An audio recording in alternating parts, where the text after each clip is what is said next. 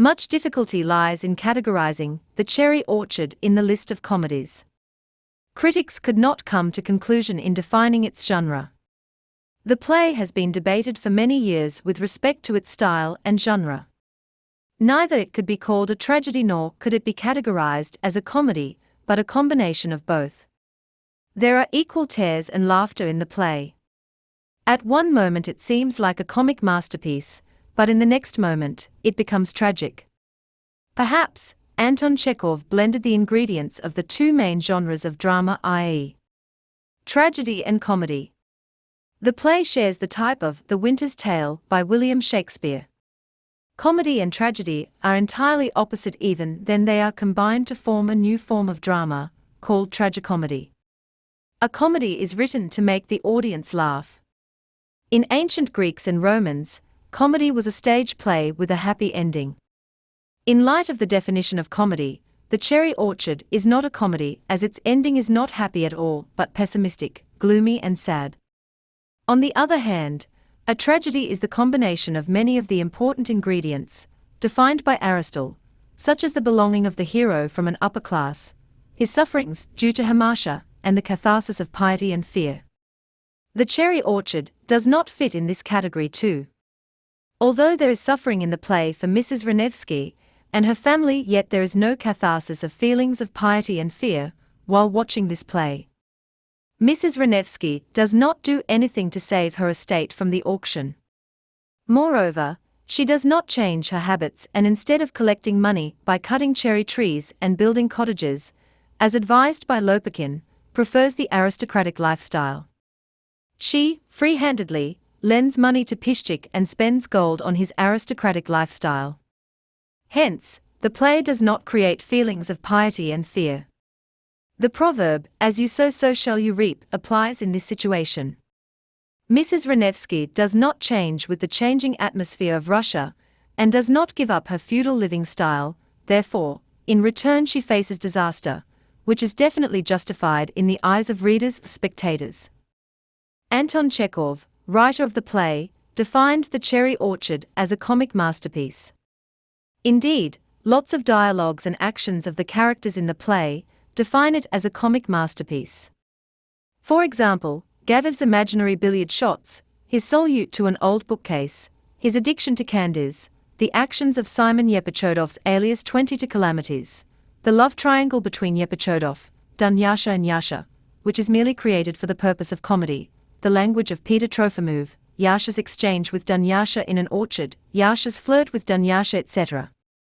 All are evidence that this play is a comic masterpiece. Even then, the play is not a pure comedy. The ending of the play is not happy at all. Many of the characters, like Simeonov Pishchik, are half comic and half tragic. The genre of the play depends on the vision of the reader, spectator. How he sees this play is the important thing. The difference between the visions can be adjudged between the review of the writer of the play and its producer. Anton Chekhov defines The Cherry Orchard as a farce, but Konstantin Stanislavsky, the producer of the play, defines it as a tragedy. While reviewing the play, he writes, "It is not a comedy, not a farce, as you wrote.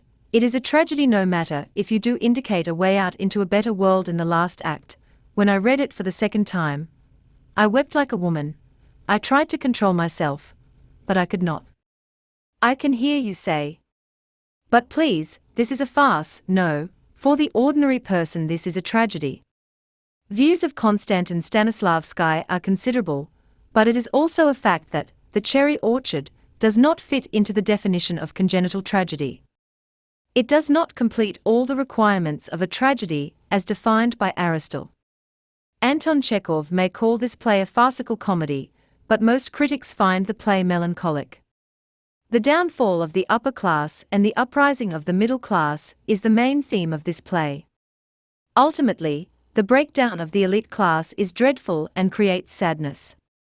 At the same time, it cannot be ignored that the comic situations give relief to the spectators or readers. It is a matter of fact that most critics agree to call this play a tragedy instead comedy. It is crucial to quote David Megashak's reviews with respect to the kind of this play. The relevant portion is reproduced as under. The dying, melancholy sound of a broken string of a musical instrument is all Chekhov needed to convey his own attitude to the dreary lives of his characters. With the years, this sound acquired a nostalgic ring, and it is this sad nostalgic feeling Chekhov wanted to convey by it. It is sort of requiem for the unhappy and disjointed lives of his characters. The writer, namely Anton Chekhov, wanted to write a comic masterpiece in form of The Cherry Orchard, but like contemporary writers, he could not stay away from the dilemma of society and consciously or unconsciously mixed comedy with tragedy. A lot of incidents in the play refer that the writer's views are different from ordinary people, as he has called this play a farce. The play is still directed and produced simultaneously debated, but its genre up till now is a mystery. Resultantly, it is wrong to say that the play is a pure comedy. It is a hodgepodge of comedy and tragedy, therefore, to add this play to the list of comedies is totally unfair and unjustified. A number of actions and dialogues of different characters are comic, but it is sure that the play is not a pure comedy. In addition to comedy, the play is also sad, gloomy and depressing. In short, the play can be considered a tragicomedy rather than pure comedy.